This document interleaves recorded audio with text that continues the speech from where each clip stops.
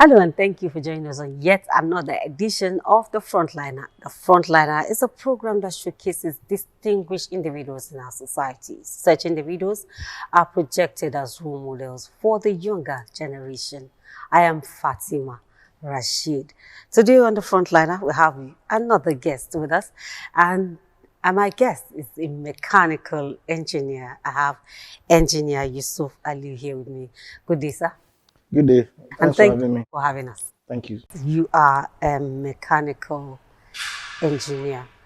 First of all, what prompted you to study mechanical engineering?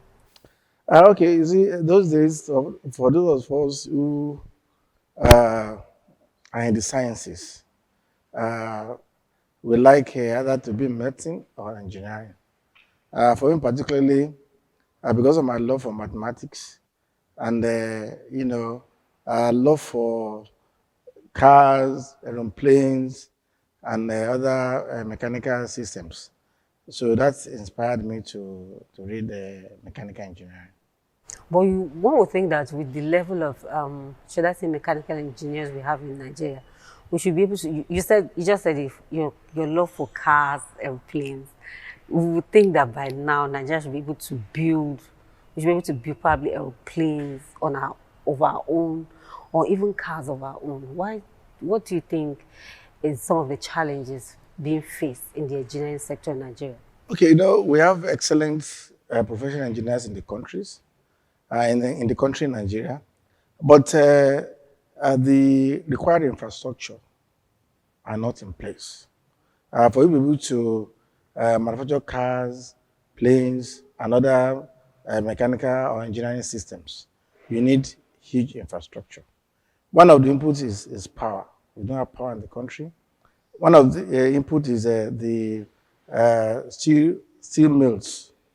You can see that Ajakuta Steel Company has been moribund for years.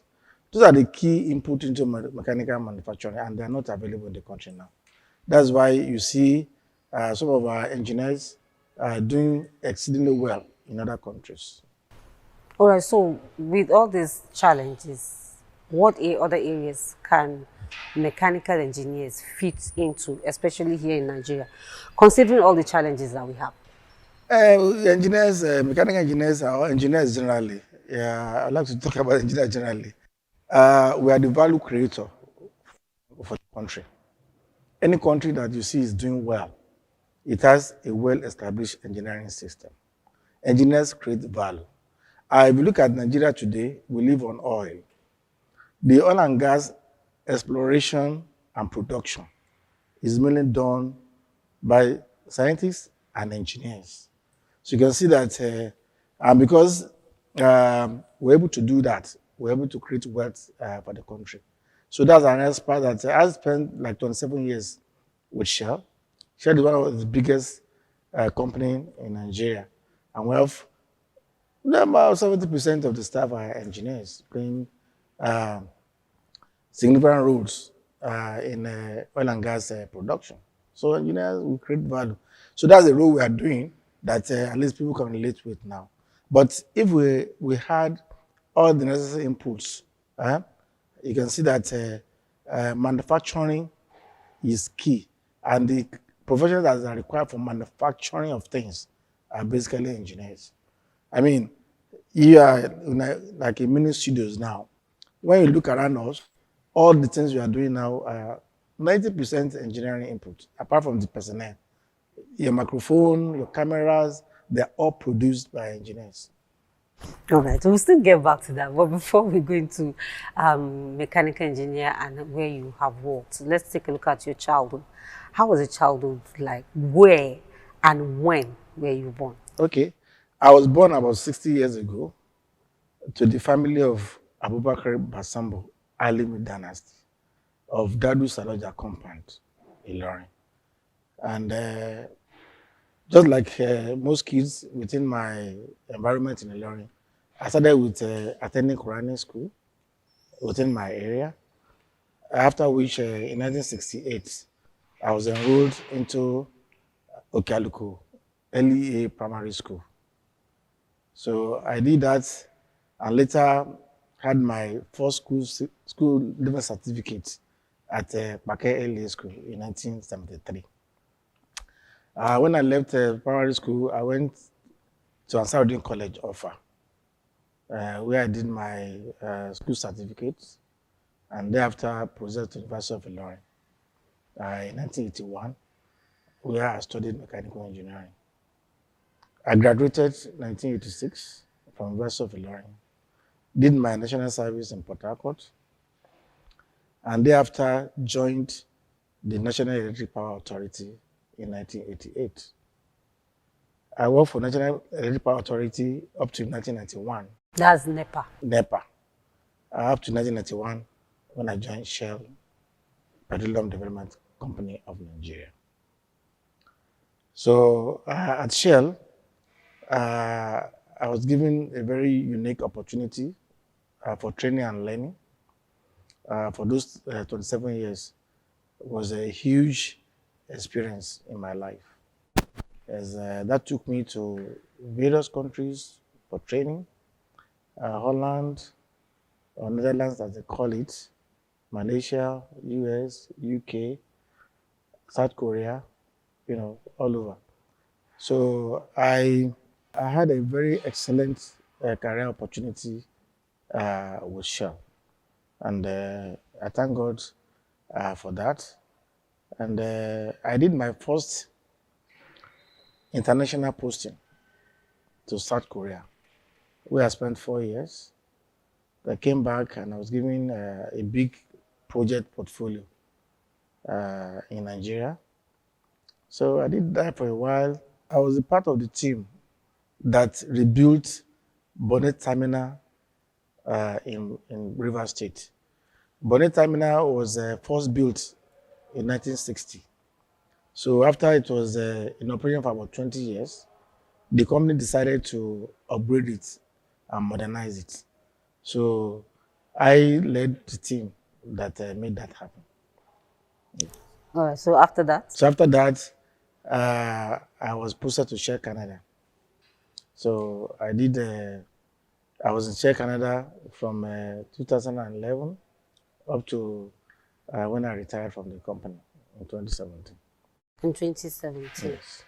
All right. So, but for how many years was your stay in NEPA? I stayed in Nepal for about 4 years. All right. Let's take a look at your little time with NEPA. If we were to talk about NEPA, apart from the changing of the names from NEPA to PHCN to Disco to this and that, how would you also look at the ability or the capability of NEPA or whatever name it is being called now? We know that NEPA has a lot of challenges, and it even got to the privatization of that sector. What would you say is the actual problem of NEPA? And do you think that by privatization, we're actually solving the problem? Okay, thank you. When I joined NEPA, NEPA was doing well. We had about 9 power stations in the country. And I worked with, my last posting was at Egwin Thermal Station. Egwin Thermal Station is about 1,320 megawatts. That's 1,320 megawatts power station. It was the biggest and most modern power plant in Africa at that time. The problem with NEPA is that government failed to invest in power for a long time. After it was commissioned, I think 85, 86, there was no investment in power. Government did not build power station. So, and with a growing nation like us, there's need to have a strategic power plan where you had, megawatts, regularly, because we are a growing nation. We have to power our industries, but somehow for a period of 8 years, the federal government did not invest in power, and that's the foundation of the basis for the poor performance we are seeing today. It's like when you're a bachelor, you have a pass my labor generator. Then you decide to go and marry, you have children, you have gadgets, you have all kinds of electronic gadgets, you have fridges, you have freezers. You can see that as you grow, you need to also upgrade your power capacity. Your as my neighbor is aging, so it's not at optimum performance level, and your demand is also growing.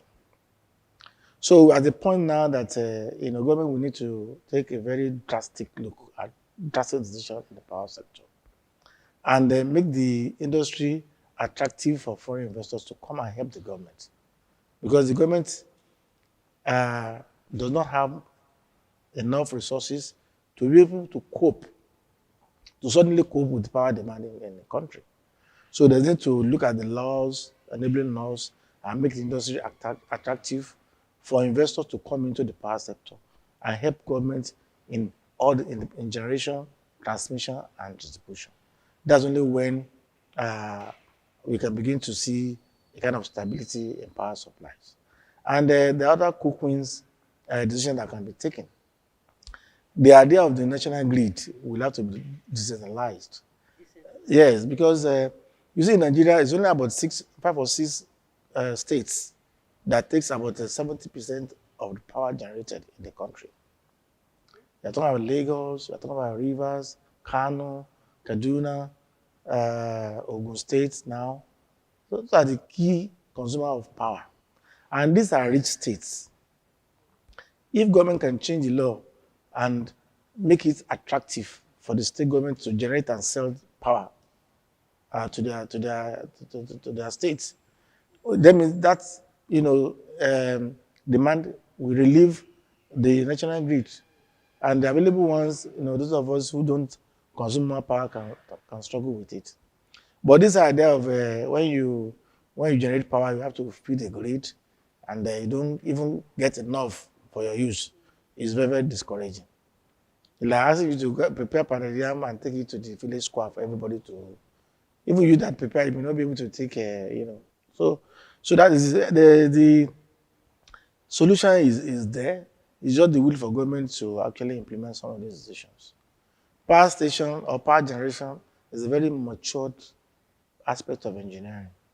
And there are power stations even in other countries, in India and other countries, that have been running for almost 100 years. So it's not as if it's a very complex system to produce. So, but it's a combination of changing the laws and government commitment to give power to Nigerians. But government has also tried to bring in investors, because I know that's one of the issues you have also raised, which is bringing investors. I think by privatization, it also means that investors have come in. Privatization, what is done now, it was not properly done. Okay. And the people, the so-called investors, for me, I've not seen any huge investment, in that sector. I live in Ilorin here. So what has happened since the discos and gencos? So in Nigeria, the way things are done is unbelievable. One, I'm not convinced that the view that we're given that investment opportunities are technically sound, and they've not even brought any feasible investment into the industry. So how many power stations have they built in that time? How many electrical substations have they built at that time? So I don't think that kind of investment is what I want. We want investments that will be based on criteria that can bring real investors into the. It's not like giving things to our friends and cronies and say we are doing investing. All right. If you're just joining us, the program is The Frontliner, and my guest is Engineer Yusuf Aliyu, a mechanical engineer. I beg your pardon. We'll go for a very short break. We'll be right back.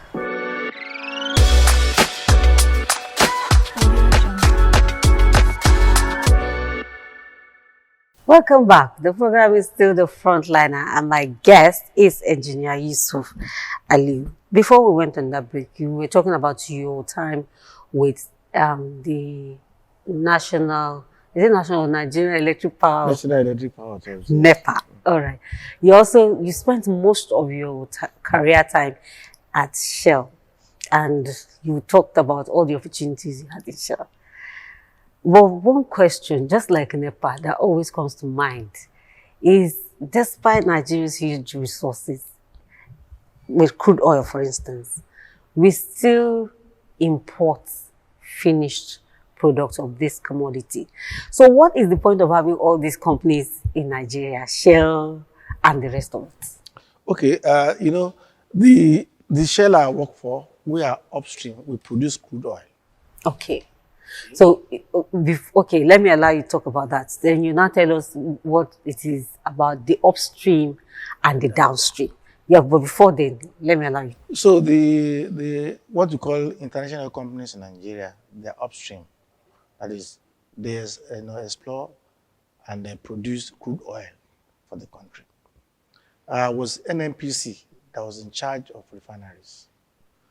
Even though the first refineries was built by Shell, the first Port Harcourt refinery was built by Shell. But somehow indigenization came and the government took over all the refineries. So government was running the refineries. We have 4 refineries, 2 in Port Harcourt, 1 in Warri, 1 in Kaduna. But they're all operated by government. So the main reason where, in fact, is unbelievable that a country that is the 7th largest producer of crude oil in Nigeria, in the world, have to be importing petroleum products. So anytime I travel out of the country, that's the questions my colleagues, usually ask. I'm confronted. So what is happening to your country? Because it's like a farmer whose main produce is yam. So when he wants to use pounded yam, you sell the yam outside and buy pounded yam at a very, very high price. It doesn't make any sense that we're in this kind of cycle. But the thing boils down to policy and the highest corruption practices in the country. Highest corruption. Yes, because refining a product is a very simple and mature technology. And we have refineries all over the world. Shell has refineries, countries have refineries, even in Asia, in India, refineries have been surviving. It's only in Nigeria that we have that kind of problem where we can't even maintain our refineries. Refineries, the combined refineries, they have a capacity of about 210,000 barrels per day, but they're not producing anything. So the government will now take their share of the crude oil, sell it, send it out to refine, and bring it at very, very high cost. And that's why, at times when you look at this country, you feel sorry for us. God has done well for us by giving us all these resources to be used for the benefit of our people. But we don't have a government that are benevolent, government that loves the people. And we have put the Nigerians as a very, very difficult situation. If government hands off, for example, for me with policy, if government says, okay, all these international companies refine certain percentage of their production, would that mean that ExxonMobil, Shell, Chevron and all the likes will have to build refineries? They have experience in refineries across the globe. But government held on to it, and we kept hearing of turnaround maintenance, with huge sum of money without any production. So this is a country where you can explain certain things, because there's a lot of misnomers in the country. But do you see the possibility of Nigeria actually refining its own products in the nearest future? Is there possibility, especially with all these challenges you have highlighted and the highest corrupt practice? No, that is it. It's the government that is in charge of everything. And if the government wants it done, it can be done. Refineries can be given to experienced operators. not selling it to their friends and colleagues who don't have experience in refining. So it's easy. I told you the first refinery that was built by Shell in Nigeria. So Shell has a lot of experiences on refineries worldwide. So if those refineries are sold to competent investors, they can turn it. They can even build, new refineries. How long does Dangote is building refineries now? So how long has it taken him to build refineries? Since we've been suffering from, this issue of, non-availability of petroleum products in this country. So government is not there for the people, and that is why a lot of people are suffering. See queues everywhere. It shouldn't be happening in Nigeria. We have petrol, we have gas, we have everything. God has endowed us with all these resources. And we buy these products at a very Yes, it doesn't make high sense. Now price. when you now have something that you can easily refine, but you have to prefer to sell it out and buy it as exorbitant cost. So without the Nigeria producing or refining its own products, we cannot, there's no way we can get these finished products at lesser prices. You can't, because you have exposed yourself to international crude oil price. If they're selling crude as maybe $100 a barrel, so you refine it and you bring it back, you already expose your economy to that, whereas is your God-given resources. It doesn't cost you that much to produce. So when you produce crude oil and refine it in Nigeria, it's far, far cheaper for a serious nation. All right. If you're just joining, again, the program is The Frontliner, and my guest is Engineer Yusuf Aliu. Let me talk about, or let me ask you a question that it concerns the youth. When I interview elder statesmen, let me put it that way, it seems that in your days, you had opportunities. You, for instance, you went to primary school, secondary school, university. Your first job was at NEPA. From there, you moved to Shell. And the youths are beginning to think, we don't have the opportunities you people had in your days. And I think these are some of the reasons why the youths nowadays seem to be agitated. What would you say is the cause or the disparity between your time or your generation and the generation we are now? Well, thank you for the question. I think, it's a bit complicated. It's not a straightforward thing. Two things, during our time, we were internally driven for success. We want to succeed. Internally Driven for success. So you're looking at, even though I am from a very humble background, my parents were illiterate, I still have the sense of achievement. I did well in my school days. I had 7 A's in my school set. I went to university on merit. There was no, that time, there's no, you have to be, it's no backdoor, yes, no connection. Yes, and when I was at learning, we are 15 in the mechanical class, so you have to be on your own. So there's this high sense of achievement, which I don't see today. So to youth, I think is a combination of overparenting. Yes, people don't allow their kids to face reality and work with themselves. That has kind of affected the internal drive for success. We want to achieve on our own, so it gave us ability to challenge ourselves and want to, I want to make success of our lives. So, but these days, I don't see that motivation in the youth. They look up to their parents for everything. From school to children, they they don't allow them to also, work for themselves. We have parents, bribing lecturers because of their kids, bribing for admissions, bribing to get jobs, and also there's no this, internal motivation to do things on your own and be successful. And that is key. Secondly, government is not providing enough opportunity for the youth to be employed. You see, government cannot employ everybody. It's the industries that can, recruit, graduates. But the industries are dying because of lack of power. So look at what during the NSAS, how the youth took up, this police brutality.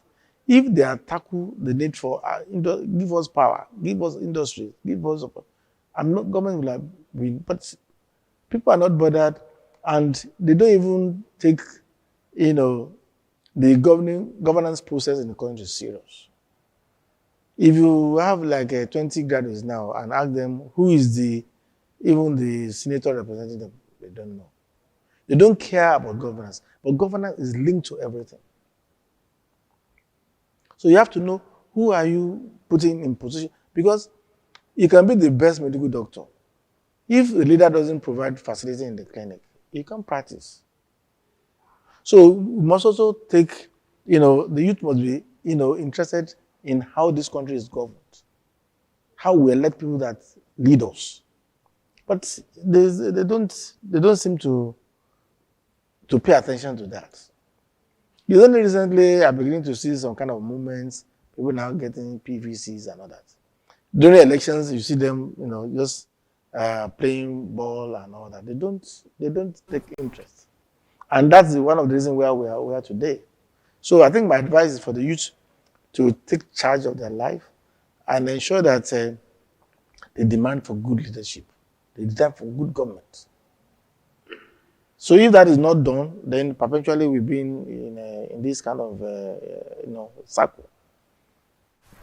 All right, thank you very much, sir. You actually ended this episode for me on a very good note with the advice to the youth. Thank you very much for having us. Thank you so much.